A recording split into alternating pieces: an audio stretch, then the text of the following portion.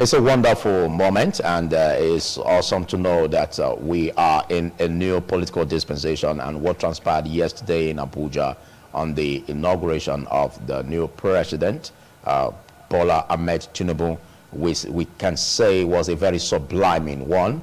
One we can say is a watershed in Nigeria's political history, and discussing a certain agenda for the president, BOLA TINUBU, in making sure that the government, deepens impact positively on its citizens. We have very, very distinguished personalities present in the studio. And starting from my extreme left, I have a business expert, a finance expert particularly, and he is also a one-time senatorial candidate, governorship aspirant, and one-time senatorial candidate just in the previous 2023 elections, and he is Honorable Fred Uyigwe. Thanks for joining me, Fred. I thank you very much for having me. And next to Honorable Fred is a seasoned legal practitioner who is also the senior pastor of Faith Gospel Pillar Center, and he is a he's also a social media influencer, and he is Dr. Patrick Awo Osage. Thanks for joining me, Patrick. Thank you, Philip, and good morning for having me. Thank you, Philip, for having me. Nigeria was quite a country to behold yesterday, looking at what transpired. And the President, BOLA TINUBU, made his inaugural speech after the swearing-in. And Nigerians see this as some hope coming. But what's your reaction and perspective as per the inauguration of the current president, BOLA TINUBU, signaling a beginning of his administration? Fred. First, let us be grateful to God that there was no ugly incident, which many people were anxious about yesterday. The inauguration went on smoothly. We are turning a new leaf as a nation. We listened to him. And we must say that his speech was impressive. But what we must ask ourselves is what part he had in writing that speech. Because it's not the first time we are hearing lofty speeches and believing that those who read them know what is contained in the speeches they read, and that we will find a commensurate action to complement their speeches. But that said, he touched on many critical issues, many of which I believe you want to consider here this morning. He talked about fuel subsidy, which is critical and which we know has been a very testy issue in Nigeria over the years. I am a supporter of fuel subsidy removal because I believe in the economic benefits of that, knowing that the way it was operated, while fuel subsidy may not have been a bad idea when it was initiated, but the operation of it turned out to be fraudulent, in the main.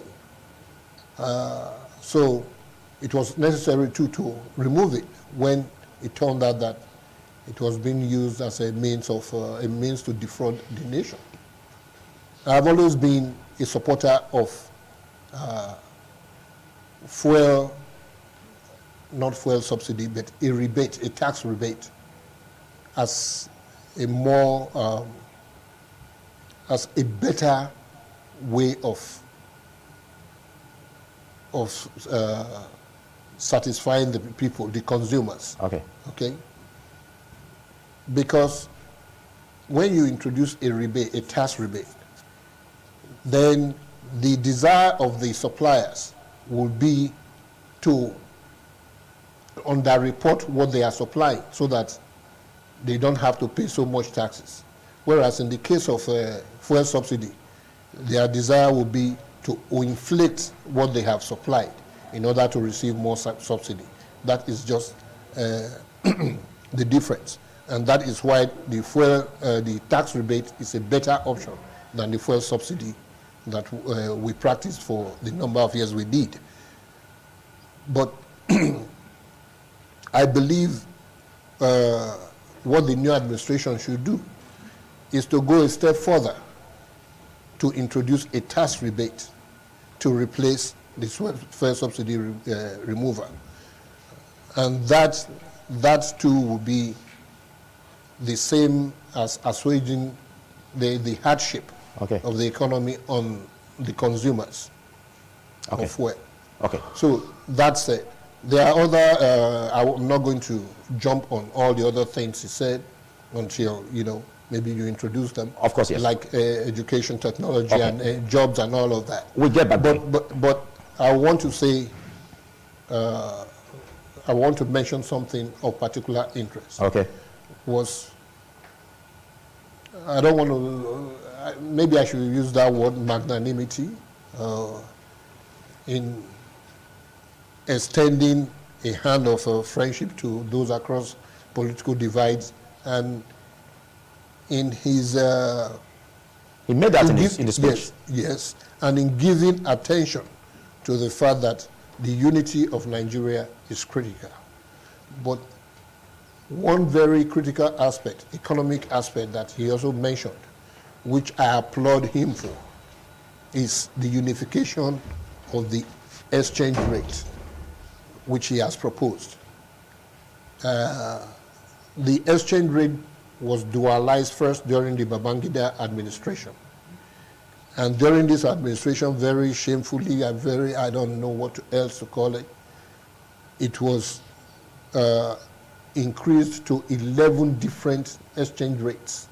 We operated 11 different exchange rates during the Buhari administration. And that is a no-no in economics.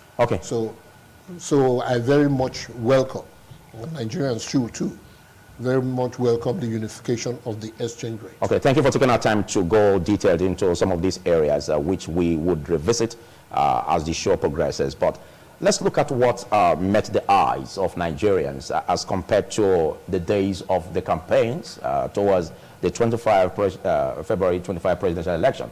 During the campaigns, there were reports from the oppositions about the statements made by the presidential candidate then of the APC, reports of gaffes being made, reports of speeches not being coherent. But all through the inaugural speech, we're beginning to see that we're not going to be having a president that would stricto sensu follow the script or go about scripting. And even the vice, even during the inaugural ball, the dinner that they had yesterday evening, the speech is made. We're not scripted. And they were coherent and fantastic as Nigerians saw it. Now, what do you see? Do you see charismatic leadership, in the person of BOLA Ahmed TINUBU for Nigerians? Thank you very much. I also thank God for Nigeria as a country, and I particularly, also thank the past of former President Muhammadu Buhari to have allowed this peaceful transition to sail on. And, despite we had a lot of back and forth, we must also thank the political actors for shedding the sword and not trying to constitute nuisance in the course of time. Because I really believe that there is no amount of trouble, back and forth, killings here and there. Like in the words of Donald Trump, he said, I'm only interested in people to stop dying. You don't want who is right, who is wrong, it's not my business. Whether Putin is right, I'm going there now, and Ukraine is wrong or whatever. But my interest is that people should stop dying. We've lost so much already as a nation, so we cannot continue in that route. Now, coming to look at the stuff you mentioned regarding the coherent speeches. And as it were. Fantastic. I, for one, it's not always about lovely speeches. This could be written. I think Donald Trump, again, actually mocked his wife that she repeated the same speech of Michelle Obama, and Americans didn't applaud. She lifted. She lifted. Yeah, that's. And then he said he will not get home tonight and there will be trouble. He said Americans did not applaud her. It's not about what you are saying. You know, it's not about making the nice speech. I remember President Buhari said, I am for nobody, I'm for everybody. And those lovely speeches, subsidy is fraud and stuff like that. You know, it's not about leadership or coming in. It's not what you are saying. But coherent speeches is a testament of mental alertness. Okay, if that's where which was in the crucible, like I did during the campaigns towards the election. Advocate of somebody being sick or not well. It was President Obasanjo that said he had been fighting diabetes for 30 years of his life. And when he was trying to hold brief for Umaru Yar'Adua, that being sick, it's normal to be sick, as in anybody could fall sick. But when you said, well, he's not connecting the way you saw, like, you know, obviously, there's some work on the social media and a lot of things could happen. But be that as it may, even if he's not fine, as it well, is sick, and he is elected by Nigerians, if that is the case, then they have seen something in him. I think they are looking at his track record of being governor of Lagos State and being the only AD governor at the time, having all back and forth opposition, and he was able to deliver at that level what he felt he should do. It contributed his bits, building on what the likes of Lateef Jakande and you know, they have already started. And then we saw more things in his time and how he was people-friendly to a great extent. We can't rule that out. Now, we don't rule or judge people. We have people now just becoming orators, talking around. I think that's one good gift Nigerians have. We could talk. Everybody could talk. But the Chinese people don't really engage in talking too much. We believe in action. At this critical time of our national life, we shouldn't be talking of good speeches, who is talking right. It's get this thing done. That's what we want. Somebody should clear up this mess that is piling up. I think that is where we are now as a country. Okay. As a person, I don't think I would be so carried away by somebody. What have we not had? We've read and we've seen all speeches all across the world and from all manner of persons. John F. Kennedy was a fantastic speech maker. Look at how he ended up. So it's for you. I'm not saying it didn't end well. I mean, his life was cut short. So if the system, it's Obama at the time, we said this is our own. We're jumping around, dancing around because of the fantastic speech that were pouring out of him. We saw at some time what we as Africans don't like, him applauding certain policies and things that border on same-sex stuff, and then we were not happy, you know. So it's not about this good speech you make on you know, media and tell everybody. It's what you really want to do in the critical situation as Nigeria is today. Let's get your bite on that, because some Nigerians believe that, you know, the ability of their leader, their president, to hold speeches, even in international fora, will go a long way to build the charismatic leadership that they expect of such leaders now.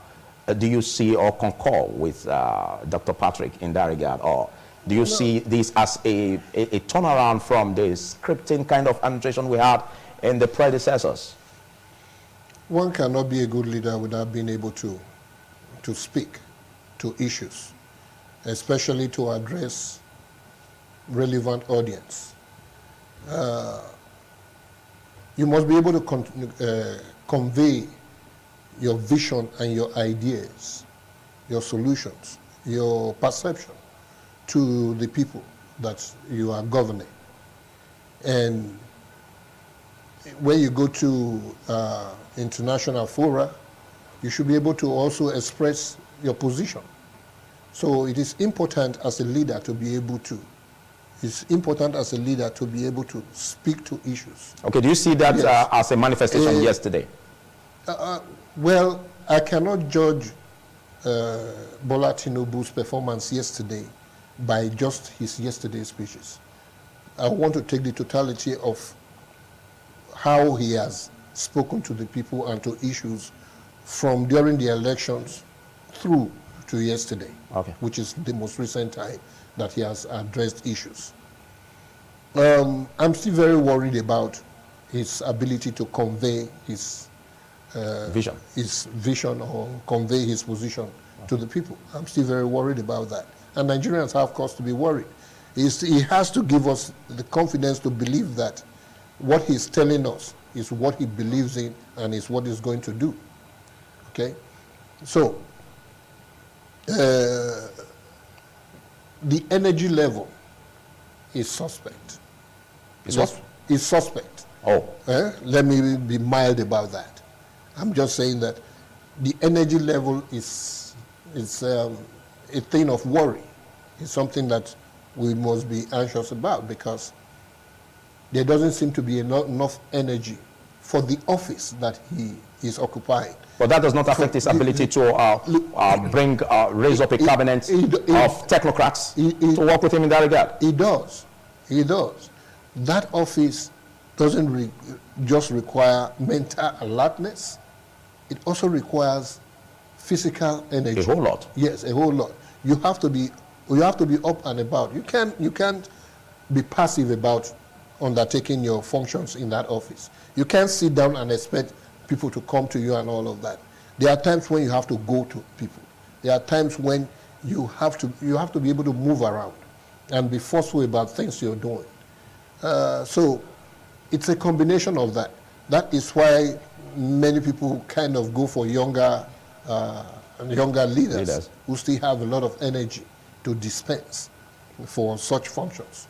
So this is something that we are still worried about. It is left for him and his advisors to assuage that confidence in Nigerians, to prove to Nigerians that yes, this man that we have so much supported and that we support is going to deliver on his promises and on his vision. All right. So we are looking forward to that.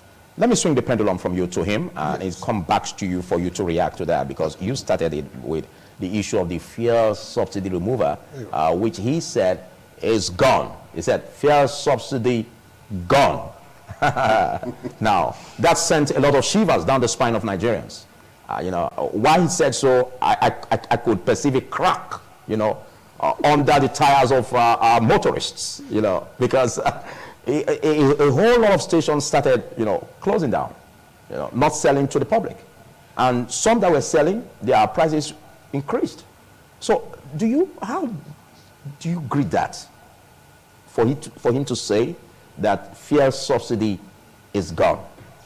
Well, like I said, he made a speech, you know, about this have become a recurring decimal all in the talk, and, you know, the man said fuel subsidy is gone. And if my records are correct, by June, they already paid for June. So why are they shutting down? That's the question you should be asking yourself. If President Muhammadu Buhari was president today, would they shut down now? Why are people behaving that way? At least you should allow the time elapse. If I'm a tenant in your house and my rent have not expired, then definitely you will not come ask me to get out of the house. By the principles of law, you can't do that. Do you blame them? A speech was made. A speech was made. A statement was made. A statement was made. And in the business environment, such statements are critical. They are critical. Well, what I'm trying to say in essence is that, are they owed now? Have they not paid till June? From the records before me, is that they have paid till June. Yeah, the subsidy. The subsidy. So why are you shutting down? That's tantamount to fraud. That's tantamount to scrutiny the new and incoming government. Why will you say, oh, because he made a statement? Okay, you still have the time. This is just an inaugural statement. And again, you can present, they have not checked any record. Nothing have been brought before him to check. He's an assistant accountant. You know, he could look through and know exactly what had gone wrong. For him to have said, this is gone. Why are you shutting down? The question we should ask ourselves as Nigerians, why would they start shutting down the filling station and would not want to sell anymore, hiking the price when it has been paid for? But don't forget that we just have barely a few days before it's June. And so the products that are left, in the tanks, you know, they have to maximize profit so that they'll be able to pay, that is you know, from July. So are you taking that out June? business-wise? They have paid for June. They have paid for June. We have a few days to enter June. June have not come to an end. If you were doing this June 28, 29, we'll say, okay, probably they are not. You have a whole month. So what are you talking about? That's an affront, and I think they should be arrested if I were to be. They should be caught. The guys who have perpetrated that should be caught to book. So the truth is that we play down a lot of things, and, you know, like I said, we believe so much in rhetorics, talking here and there. That's what we always do. You know, a man have just showed up now. I said, this is what I will do. Whether he's shaking on his legs and shaking on his head, he has made a statement. And I honestly don't believe. I remember when, what's his name, George Bush. I mean, the second George Bush, the son of the former Bush, when he was president before Obama. And then there was a woman called Condoleezza Rice, the Secretary of State. She went around. She was his mouthpiece. She spoke. So that's a leadership work in synergy. You work with people. So it's not an issue of maybe one person. He has come. He may be fragile. How about Delano Roosevelt, a man that was so sick? He was so sick, he was on the wheelchair. He's the one that have ensured these 70 years over peace we have in the world today. If not for him, maybe somebody who was standing on his foot would not be able to do that. You have the leadership, like I always say, is to inspire people. You know, we always look at the kind of leadership we have in Nigeria is, I am the one doing it. If you're able to inspire people, you know, to do certain things in certain direction that will build or impact on the people, I think that's a good leader. So you are trying to react to what he said by saying that not having enough energy is not a setback? It's not a setback at all. Now, if you look at Lagos State, for instance, this is a man that last contested election way back, 2007. That was the last time, 2003, 2007, left. And his influence is still there. That suggests to say he has some kind of leadership grace that have been able to champion the cause of Lagos State tomorrow. I'm telling you the honest truth. So if we want to say, no, it's this or whatever, it's just what they call him. But if you look at Lagos, I must tell you, is there any leader amongst, I remember I even had, what's his name? The former governor of Calabar, Cross River State. Donald Duke. He said, I'm too old. I was wondering, how can Donald Duke say he's too old? I was shocked when he made that statement, trying to say they should, you know, I'm too old now. And I know he was about the youngest governor in his time. With much energy. With much energy. And now, if a Donald Duke become president, he said he's too old. So it has nothing to do with your physical, it's your mental alertness and the way you are able to inspire people. You could see the rigor of going through the primaries and coming back and forth. For crying out loud, this man had proven himself to be that proverbial cat with 9 lives. I must tell you the truth. So if we want to say, I'm not holding brief for him at the same time, but again, I must try to make Nigerians understand the real problem we are having is not in the personal, one individual as a leader. I know Barry went home frustrated, went home unhappy, because there are a lot of things that he was unable to do. Now, they have just announced subsidy is gone. They have paid you for June. Why are you now removing it? Stop there. We'll come back there. I want us to follow this logically. He just reacted over what you said concerning not having enough energy, you know, could be a setback in governance. I want your reaction on that. But again, let's look at the issue of subsidy is gone. Some think, or some say, that being that the word of the president is powerful, it's expected that the president chooses what to say in the right environment and at the right time.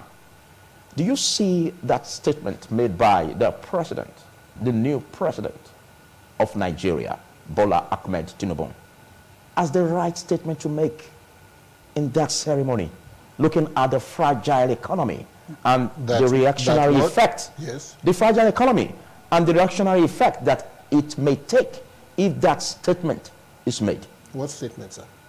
Fuel subsidy removal. Gone. Good. Because it sends shivers down the spine of Nigerians. Yes. For many who do not understand it, yes, they have every reason to be worried. For those who have always believed that fuel subsidy is the reason that they have or they are enjoying a low price of fuel, yes, they have every reason to be worried.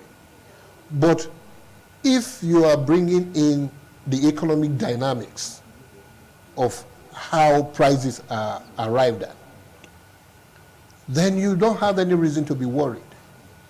What I worry about is that his removal of fuel subsidy has not gone far enough. There are a couple of other things that he ought to have added to that, or, you know, to cushion what the removal would have done. But was it right to have made that statement at that time? Was it right for him to have said fuel subsidy is gone? Of course. At the inaugural speech? Of course. If that is his vision, if that is what he is planning to do, yes, like I have just said earlier, I'm a super supporter of fuel subsidy removal, because fuel subsidy removal was just an avenue to massively defraud the nation. Yeah, but are you also understanding the fact that, sorry I'm cutting in, are you also understanding the fact that, you know, if you ask every Nigerian, yes, you know, they will intelligently tell you, yes, that they support that. But there seems not to be transparency in the government in terms of handling this issue.